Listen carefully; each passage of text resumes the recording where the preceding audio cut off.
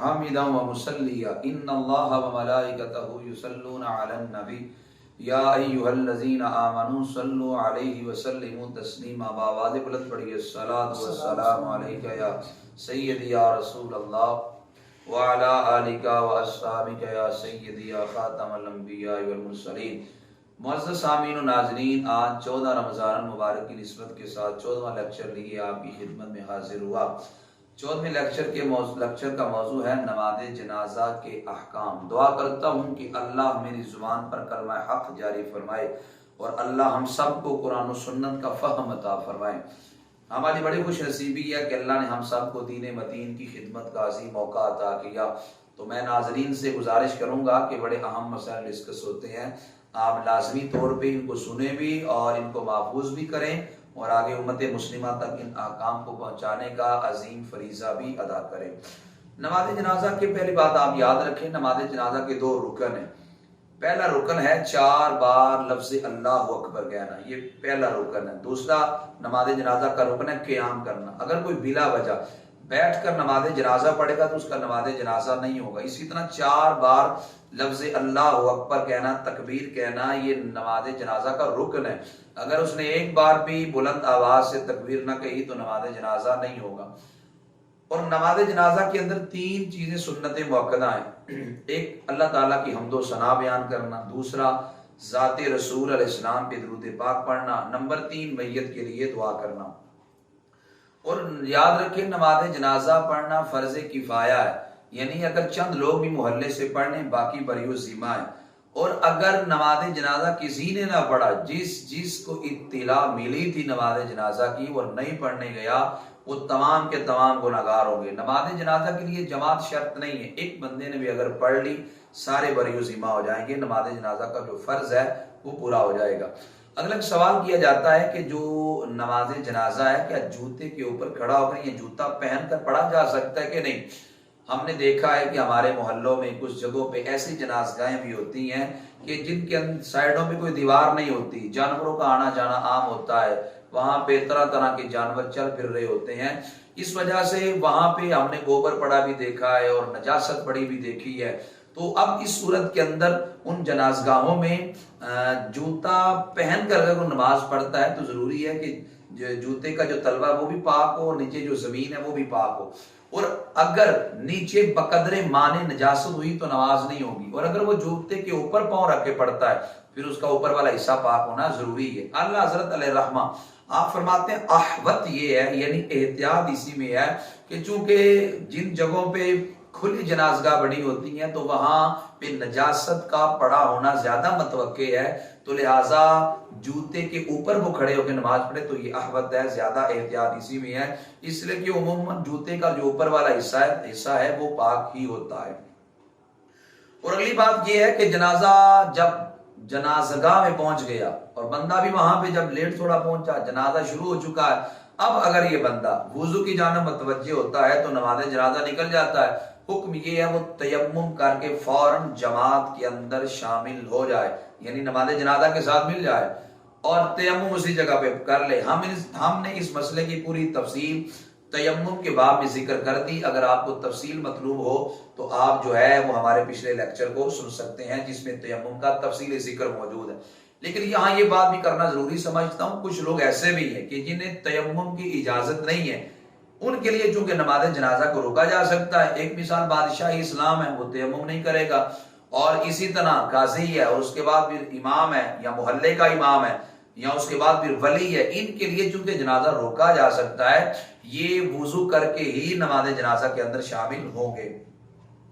और अगली बात यह है कि जनाजा को कंधा देना जो है ये इबादत है, कोई बंदा इस इबादत से महरूम ना रहा करे। मेरे रसूल करीम सल्लल्लाहु अलैहि वसल्लम का इरशाद गिरामी है, रसूल पाक सल्लल्लाहु अलैहि वसल्लम इरशाद फरमाते जो बंदा जनाजे को कंधा देकर 40 कदम चले, मेरे आका फरमाते हैं अल्लाह उस बंदे के 40 कबीरा गुनाहों को माफ फरमाएगा। और दूसरी हदीस पाक में फरमाया जो बंदा नमाजे जनाजा के लिए जा रहा है और जनाजे को कंधा देता है, मेरे आका फरमाते हैं अल्लाह ताला उस बंदे की हत्मी मगफरत फरमा देता है। और जनाजे को कंधा देना इबादत है। साद बिन मुआज रज़ी अल्लाह ताला अन्हु के जनाजे को रसूल करीम सल्लल्लाहु अलैहि वसल्लम ने कंधा दिया।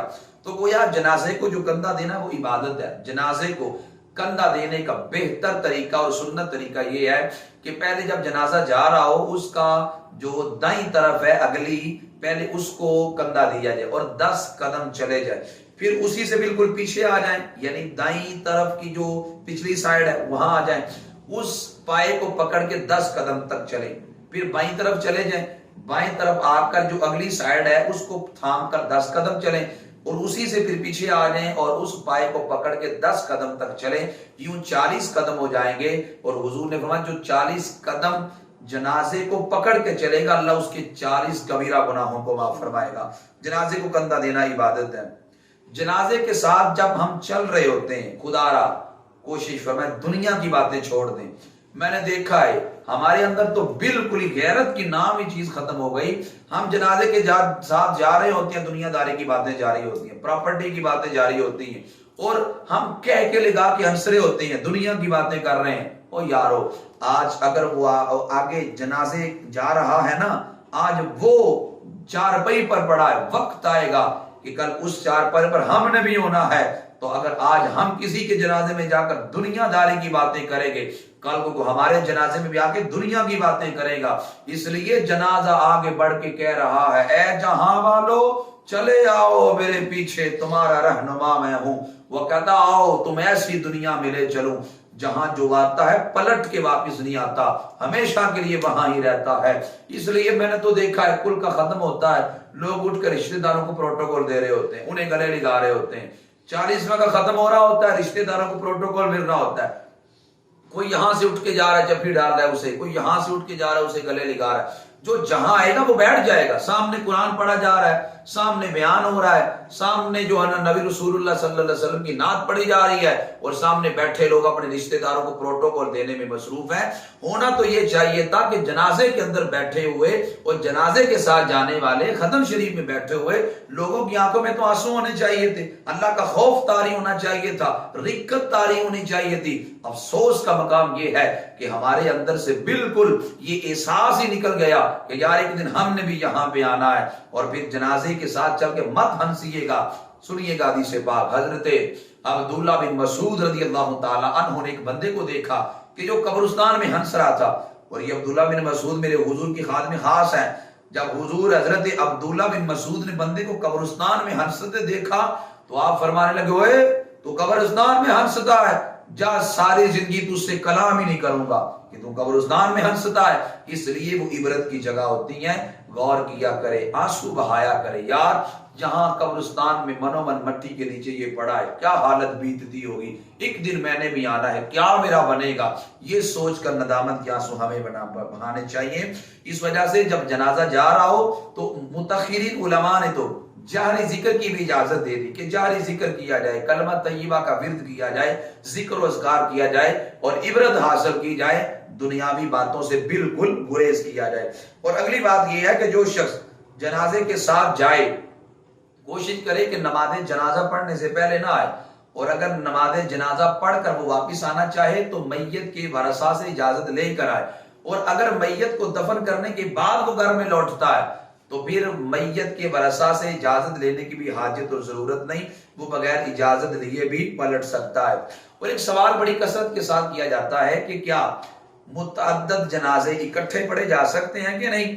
अफजल यही है, दुर्रे मुख्तार के अंदर इमाम हस्कफी ने और दीगर मुहक्किकीन ने लिखा, अफजल यही है कि जनाजे अलग अलग पढ़े जाएं, लेकिन अगर इकट्ठे पढ़ने चाहें तो इकट्ठे भी पढ़ना जायज है। उसका तरीकेकार ये है कि यूं इमाम के सामने लाइन के अंदर आगे तमाम जो मैयतें हैं उनको रख दिया जाए, जो ज्यादा नेक है उसको इमाम के करीब रख दिया जाए। तो इमाम अगर सबकी एक दफा नमाज जनाजा पढ़ा देगा तो फिर भी उनकी नमाज जनाजा हो जाएगी। और अगला मसला बड़ा अहम है, दो मसले बड़े अहम है, तवज्जो से सुनिएगा। अगला बात मसला यह है कि अगर बच्चा पैदा हुआ और पैदा होकर बच्चे ने चीख मारी यानी जिंदा पैदा हुआ तो उस बच्चे को गुस्ल भी दिया जाएगा, उस बच्चे का नमाज जनाजा भी पढ़ा जाएगा। यहां तक कि अगर कोई बच्चा मां के पेट से आधा पैदा हुआ, पांव की जानब से अगर पैदा हो तो निस्फ जो है ना वो नाफ तक है, और अगर सर की जानब से पैदा हो तो सीने तक निस्फ है, यानी माँ के पेट से अभी निकल रहा था, आधा निकल आया और जिंदा था, बाद में मर गया, तो उस सूरत में भी उसको गुस्ल दिया जाएगा और उसका नमाज जनाजा पढ़ा जाएगा। और अगली बात यह है, हमारे यहाँ जब बच्चा पैदा होता है मुर्दा, उमूमन बच्चे का नाम नहीं रखा जाता और इसी तरह उसको दफन कर दिया जाता है। ये बात याद रखें, इस बात को इमाम हस्कफी ने भी लिखा और साहब बारी शरीयत ने भी लिखा और दीगर हमारे मुहक्किकीन ने भी लिखा कि जब बच्चा पैदा हो, खा जिंदा हो या मुर्दा, उसकी खलकत तमाम हो या ना तमाम, बहर सूरत उस बच्चे का नाम रखा जाएगा। कयामत के दिन उस बच्चे का हशर होगा, वो बच्चा वालिदैन की शफाअत करेगा, तो कयामत के दिन हारे को नाम से पुकारा जाएगा। तो जिसका आपने नाम ही नहीं रखा उसको कैसे पुकारा जाएगा? इस वजह से कि जो बच्चे मुर्दा भी पैदा हो उनका भी नाम रखा जाए, ये बेहतर है। अगला मसला भी बड़ा अहम है कि क्या मैयत की नमाज जनाजा में तकरार जायज है कि नहीं, यानी क्या एक नमाज जनाजा 2 बार 4 बार 5 बार पढ़ा जा सकता है कि नहीं। याद रखें, नमाज जनाजा में अहले सुन्नत के नजदीक तकरार जायज नहीं है। एक दफा नमाज जनाजा मैयत के वली अकरम ने पढ़ लिया, यानी करीब तरीन जो वली था उसने पढ़ लिया या उसकी इजाजत पढ़ा दिया गया, दोबारा नमाज जनाजा नहीं पढ़ा जा सकता। हाँ, पहले अगर कुछ और लोगों ने पढ़ा था, जो मैयत का वली है, यानी बेटा चला गया तो बाप वली है, अगर बाप चला गया तो बड़ा बेटा वली है। अगर लोगों ने पढ़ा, मैयत के करीब तरीन वली ने ना पढ़ा, वो दोबारा नमाज जनाजा फिर पढ़ सकता है। और जिन लोगों ने पहली दफा नहीं पढ़ा था वो अब दूसरी दफा जनाजे के अंदर शामिल हो सकते हैं। अल्लाह हज़रत अज़ीमुल बरकत मुजद्दिद दीन व मिल्लत अश-शाह इमाम अहमद रजा रहमतुल्लाहि तआला अलैह, आपने इस पर पूरा रिसाला लिखा इसके अदम जवाज पर कि जनाजा 2 बार 3 बार 4 बार नहीं पढ़ा जा सकता। आपने अन-नह्युल हाजिज अन तकरार सलात जनाइज पूरा रसाला लिखा और जिसमें साबित किया कि नमाज जनाजा में तकरार जायज नहीं है। अगला सवाल ये है, अक्सर लोग करते हैं कि जो बंदा खुदकुशी करता है क्या उसका नमाज जनाजा पढ़ा जाएगा कि नहीं। याद रखें कि जो बंदा खुदकुशी करता है, खुदकुशी का मतलब यह जहर खा लेता है, खुदा न खास्ता अपने आप को गोली मार लेता है, ये बहुत बड़ा गुनाह है, गुनाह कबीरा है। लेकिन अगर कोई ये गलती कर लेता है खुदा न खास्ता, इसके बावजूद उसका नमाज जनाजा पढ़ा जाएगा। लेकिन जो बहुत बड़ा आलिम है, बहुत बड़ा वली है, वो जजर और तौबीख के लिए ऐसे बंदे का नमाज जनाजा ना पढ़े ताकि लोग इबरत पकड़े कि इसने अगर खुदकुशी की थी तो फलां वली ने इसका नमाज जनाजा ही नहीं पढ़ा। इस वजह से बाकी लोगों को हुक्म ये है कि वो ऐसे बंदे का नमाज जनाजा पढ़ेंगे। और जो बेनमाजी है, जिसने सारी जिंदगी नमाजें नहीं पढ़ी, गुनाह कबीरा है नमाज को ना पढ़ना, इसके बावजूद बेनमाजी का भी नमाज जनाजा पढ़ा जाएगा। और अगला सवाल भी अहम है कि किन किन लोगों का नमाज जनाजा नहीं पढ़ा जाएगा, मैं उसकी भी थोड़ी सी तफसील अर्ज करना चाहता हूं। वो ये है कि जो इमाम बरहक के खिलाफ खुरूज करे, इमाम बरहक के खिलाफ निकले और इसी बगावत में मारा जाए, उस बंदे का नमाज जनाजा नहीं पढ़ा जाएगा। नंबर 2, जो बंदा डाका डालता हो और डाका डालने की हालत में मारा जाए, उस बंदे का नमाज जनाजा भी नहीं पढ़ा जाएगा। नंबर 3, वो लोग जो नाहक आपस में लड़ें और इसमें मारे जाएं, यहां तक कि वहां जो तमाशबीन थे, तमाशा देखने वाले, अगर उनमें से किसी को भी गोली लगी तो उसका भी नमाज जनाजा नहीं पढ़ा जाएगा। नंबर 4, जो शख्स कई लोगों का गला घूंटा जिसने, जब वो मरेगा उसका भी नमाज जनाजा नहीं पढ़ा जाएगा। और अगला 5वां कि जिस बंदे ने अपने माँ को या अपने बाप में से अपने बाप को, यानी दोनों में से किसी को खुदा न खास्ता कत्ल किया, उस बंदे का भी नमाज जनाजा नहीं पढ़ा जाएगा। और अगला सवाल बड़ा कसरत के साथ हमारे मुआशरे में किया जाता है कि क्या गायबाना नमाज जनाजा पढ़ना जायज है कि नहीं। अहले सुन्नत के नजदीक गायबाना नमाज जनाजा पढ़ना जायज नहीं है। जनाजे की शराइत में से यह है कि मैयत का सामने मौजूद होना। और इमाम इब्ने हम्माम ने फतहुल कदीर के अंदर लिखा है कि नजाशी बादशाह और हजरत मुआविया बिन मुआविया मुज़नी रज़ियल्लाहु ताला अन्हु के अलावा किसी सहाबी का गायबाना नमाज जनाजा नहीं पढ़ा। और इन 2 का भी गायबाना नमाज जनाजा पढ़ना हुजूर की खुसूसियत है। और दर्जनों सहाबा इकराम शहीद हुए, किसी का नबी करीम सल्लल्लाहु अलैहि वसल्लम ने नमाज जनाजा नहीं पढ़ा। यहां तक कि बेरे माउना की कुर्रा, जिनको बेदर्दी के साथ शहीद किया गया, कि जिनके शहीद होने पर हुजूर को दिली दुख हुआ, उनका भी नबी अलैहिस्सलाम ने गायबाना नमाज जनाजा ना पढ़ाया। और अगर गायबाना नमाज जनाजा जायज होता, सिद्दीक अकबर किसी का पढ़ाते, जनाब उमर पढ़ाते, हजरत उस्मान गनी पढ़ाते, मौला अली रज़ियल्लाहु ताला अन्हुम पढ़ाते। किसी सहाबी से गायबाना नमाज जनाजा साबित नहीं है, इसलिए गायबाना नमाज जनाजा पढ़ना जायज नहीं है। जनाजे की शराइत में यह है कि मैयत का सामने मौजूद हो, फिर उसका नमाज जनाजा पढ़ा जाएगा। अगली बात यह है कि जो हिजड़ा है, मुखन्नस है, वो अगर वो मुसलमान है तो उसका नमाज जनाजा भी पढ़ा जाएगा। लोग कहते हैं जी उसमें दुआ कौन सी पढ़ी जाएगी, मर्द की या औरत की? ये बड़ा जाहिलाना सा सवाल है। जो बालिग मर्द हो या औरत, उनकी दुआ में कोई तखसीस नहीं है, एक की दुआ दोनों के लिए है। जो भी बालिग हो, मर्द हो या औरत, एक की दुआ उसके लिए पढ़ी जाती है। और जनाजा में जिस वक्त जनाजा पढ़ लिया जाए, सलाम फेरने की बारी आती है, तो जब दाईं जानब सलाम फेरे तो दोनों हाथ छोड़ दें। हमने कुछ लोगों को देखा है, जब वो दाईं जानब सलाम फेरते हैं दायां हाथ छोड़ देते हैं, बाईं जानब सलाम फेरते हैं तो बायां हाथ छोड़ देते हैं। हुक्म शरा ये है कि जब आपने दाईं जानब सलाम फेरनी है तो आपने दोनों हाथ छोड़ देने हैं। एक और लोग जहालत का मुजाहरा करते हैं कि अगर मरा हुआ बच्चा पैदा हो, उसे किसी हंडिया में डाल के कब्रिस्तान में दफन नहीं करते, किसी और जगह गड़ा खोद कर दफन कर देते हैं। अल्लाह हज़रत फरमाते हैं ये शैतानी वसवसा है, शैतानी ख्याल है। इस वजह से मुर्दा बच्चा भी पैदा हो तो उसको कब्रिस्तान के अंदर ही दफन करें, इसमें कोई हरज नहीं है। कब्रिस्तान के अंदर जो लोग जाते हैं वो अक्सर वहां पे अगरबत्ती जलाते हैं और अगरबत्ती जलाकर कब्र के ऊपर लगा देते हैं। चूंकि अगरबत्ती जो लगाई जाती है आग के जरिए लगाई जाती है, तो कब्र के ऊपर आग लगाना या आग रखना ये अच्छा फाल नहीं है, ये बुरा फाल है। इस वजह से आला हज़रत ने भी लिखा, दीगर मुहक्किकीन ने भी लिखा कि कब्र के ऊपर अगरबत्ती ना लगाई जाए। साइड में हाँ अगर खुशबू के लिए लगाई जाती है तो उसकी इजाजत है। बेहतर ये है कि जहां से जनाज़गाह शुरू होती है या कब्रिस्तान शुरू होता है वहां लगाया जाए, ताकि लोग जो है वो आए तो उन्हें खुशबू मिले। इसका मकसद सिर्फ खुशबू पैदा करना है और कोई भी इसका मकसद नहीं है। कब्रिस्तान के अंदर जो सब्ज घास होती है उसको ना काटा जाए, घास को रहने दिया जाए, इसलिए कि हर तर चीज अल्लाह का जिक्र करती है, तर घास को रहने दिया जाए। और कुछ लोग गांव के अंदर हमने देखा है कि वो जानवरों को कब्रिस्तान में छोड़ देते हैं, ये जायज नहीं है। इसलिए कि जो जानवर हैं वो कब्रिस्तान के अंदर मुर्दों की तौहीन करेंगे, उनकी कब्रों को पमाल करेंगे, उनके ऊपर से गुजरेंगे, ऊपर पेशाब कर देंगे, गोबर कर देंगे। इस वजह से जानवरों को कब्रिस्तान में भेजने से एहतियात किया जाए। अगर तो कब्रिस्तान की दीवार है फिर तो इतना खतरा नहीं है, लेकिन अक्सर तौर पे दीवारें नहीं होती या कम से कम दरवाजा हर वक्त खुला रहता है तो जानवर अंदर जाने का अंदेशा होता है, तो इस मामले में भी गुरेज की जाए। अगली बात यह कि कब्र को पक्का करना कैसा है, कि क्या कब्र पक्की कर सकते हैं कि नहीं। इसमें आपने ये बात याद रखनी है कि जो कब्र है अंदर से पक्की ना करें। अंदर से पक्की करेंगे तो आपको ईंट लगानी पड़ेगी, तो मैयत के करीब आग से जो ना बनी हुई चीज का होना ये बुरा फाल है, क्योंकि वो पक्की ईंट आग से बनी होगी, वो बुरा फाल है। मैयत के करीब जो अंदर कब्र है, हकीकतन कब्र नाम ही उसी का, वो कच्ची होनी चाहिए। और ऊपर अगर आप जो ना वो पत्थर वगैरह लगाते हैं, ऊपर से पक्की करते हैं तो इसकी इजाजत है। तफसीर रूहुल बयान में मौजूद है। आप फरमाते हैं इमाम इस्माइल हक्की के उलमा औलिया और सालिहीन की कब्रों को पक्का करना और उन पर चादर चढ़ाना ये जायज है, ताकि लोगों की नजरों में उनकी वक़्त और कदर बढ़ जाए, लोग उनकी बेदबी न करें, उनसे इस्तिफादा करें।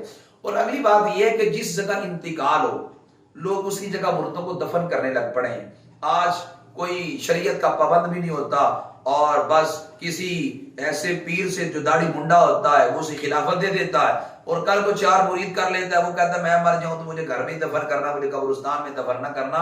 याद रखें, घरों के अंदर या जहां पे इंतकाल हो वहीं पे दफन करना यह मियां की खुसूसियत है, किसी के लिए जायज नहीं है कि उसे, हुजूर का फरमान है, फरमान मुर्दों को जो अपने घरों को कब्रिस्तान ना बनाओ। और मुफ्ती अहमद यारा नईमी इस हदीस का मतलब यह भी बयान करते हैं कि घरों में कब्रें ना बनाओ। इस वजह से अपने घरों में कब्रें बनाने से गुरेज करें, कब्रिस्तान के अंदर कब्र बनाए। इसके 2 फायदे हैं। एक फायदा यह, अगर मरने वाला खुदा न खास्ता गुनाहगार है, कब्रिस्तान में कुछ नेक लोग भी होंगे, उनकी वजह से इसको नफा मिलेगा।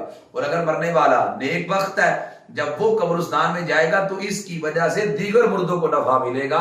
दोनों लिहाज से इसमें नफा है। घरों के अंदर कब्रें बनाने से गुरेज करें, खा बालक की बनाई जाए या ना बालक की, दोनों सूरतों में इजाजत नहीं है। कुछ लोग मैयत को ताबूत के अंदर रख कर दफन करते हैं, उनके बारे में हुक्म शरा ये है, सुन्नत ये है कि अगर मैयत को ताबूत में रखना हो तो नीचे मिट्टी लगा लें, साइडों में कच्ची ईंटें रख लें और ऊपर जो ना मिट्टी का लेप कर लें। तो यूं आप उसको, चूंकि अंदर की जो जगह हो जाएगी वो कच्ची हो जाएगी, तो हकीकतन कब्र उसी चीज का नाम है। तो यूं ताबूत के अंदर आप दफन कर सकते हैं, लेकिन लोहे का ताबूत बनाना ये उलमा फरमाते हैं मकरूह है। और जब आप जनाजा पढ़ लें, मैयत को दफन करने लगे, मैयत को दफन कर लें, तो दफन करने के बाद कब्र पे इतनी देर खड़ा होना जितनी देर ऊंट को ज़िबा किया जाता है, इतनी देर तक कब्र पे खड़ा होना ये मुस्तहब है। लेकिन हमारे यहाँ लोगों को बड़ी जल्दी होती है, दफन करने के बाद भागते हैं घर की जानब, शायद वहां पे जाके माशाअल्लाह लंगर के जरिए दावत करनी है। और ये कड़वा जुमला है, आज हमारे यहाँ दावतें ही होती हैं। उधर मैयत को दफन करके आए और उधर आते लंबे चौड़े दस्तरखान लगे हैं, टेंट लगे हैं, और यूं मुझे दे दो लंगर, इधर लाओ इधर लाओ। अजीब मामला, जितने बैठे होते सारे अमीर ज़ादे होते हैं, गरीबों के लिए वो लंगर भी उन्हें भी मुयस्सर नहीं होता, वो लंगर गरीबों के लिए। खुदारा गरीबों को खिलाएं, मरने वाले को फायदा हो, वो गरीब के दिल से दुआ निकले, अल्लाह मरने वाले की बख्शिश करना। हम अमीरों को खिलाते हैं, उठ के जाते हैं, कोई कहता नमक कम था, कोई कहता मर्च कम थी, कोई कहता ये कमी थी, कोई ये कमी थी। क्या मरने वाले को वो नफक देंगे, क्या हम उनके लिए दुआ करेंगे? इस वजह से गरीबों को वो खाना खिलाएं। तो दफन के बाद कब्र पे बैठा करें, एक तो अजान दें कब्र के ऊपर, अजान देना मुस्तहब है, हम पहले इस पे बात कर चुके हैं। और फिर कब्र पे बैठा करें, जिक्र व अज़कार करें, इससे जो कब्र वाला है वो उन्स हासिल करता है, सुकून हासिल करता है। और जो फरिश्ते मुनकर नकीर सवालात के लिए आते हैं, सवालात के जवाब में मजीद आसानी पैदा होती है। इसलिए दफन के बाद मैयत की कब्र पर ऊंट का गोश्त ज़िबा करने, ऊंट को और ऊंट का गोश्त करने की मिकदार बैठना, ये मुस्तहसन अमल है। और अगली बात यह है कि क्या अपने लिए कफन बनवा सकता है बंदा पहले ही जिंदगी में, और कब्र बनवा सकता है कि नहीं? हाँ, जिंदगी में अपने लिए कफन बना सकता है, लेकिन कब्र बनाना बेमाना, इसलिए कि न जाने मौत कहाँ पे आएगी, कहाँ पे हमारी कब्र लिखी है, तो बिला वजह कब्र को खदवाना ये मुनासिब नहीं है। हाँ, कफन अपने लिए बना सकता है ताकि उसके जरिए वो मजीद आखिरत की उसे याद आती रहे और आखिरत के लिए वो ना वो तैयारी करता रहे। और दुनिया फानी है यारो, हमने एक ना एक दिन इस दुनिया को छोड़ जाना है, ये दुनिया फानी है। अपने दादा को देखो, परदादा को देखो जो दुनिया पे आए, आज हम उनकी कब्र का नामो निशान भी नहीं जानते, हमने भी दुनिया से चले जाना है। मट्टी दा तू मट्टी होयो कोई कादी बल्ले बल्ले, आज मिट्टी ते उत्ते बंदिया कल मिट्टी ते थल्ले। ओ यारो, इस दुनिया को छोड़ जाना है, दुनिया फानी है, सुबह से शाम तक दौलत के चक्रों में न रहो, इस दुनिया को हमने छोड़ जाना है। कफन को जेब नहीं होती, एक रुपया भी हम साथ लेके नहीं जा सकते। सिकंदर के हौसले भी आली थे, जब गया दुनिया से तो दोनों हाथ खाली थे। 2 गज कफन की खातिर ईमान का सौदा नहीं करना, अपनी आखिरत को संवारना है, बर्बाद नहीं करना। दुनिया पे रहकर दुनिया से दिल ना लगाओ, दिल आखिरत से लगाओ। जब वहां से दिल लग जाएगा फिर वहां के लिए कुछ ना कुछ तुम करेगा भी, फिर वहां जाने की तमन्ना भी करेगा, इबादत भी अल्लाह की करेगा, बंदगी भी करेगा। इसलिए जब नाता उस रब से जुड़ जाएगा फिर आखिरत की तैयारी भी करेगा। इसलिए चंद जरूरी मसाइल मैंने आपकी खिदमत में अर्ज कर दिए, आप लाजिमी तौर पर इसको सुने भी और इसको आगे लोगों तक भी पहुंचाएं ताकि ज्यादा लोगों का नफा हो जाए। दुआ करता हूं कि अल्लाह मुझे और आपको तौफीक अमल अता फरमाए। वमा अलैया इल्लल बलागुल मुबीन।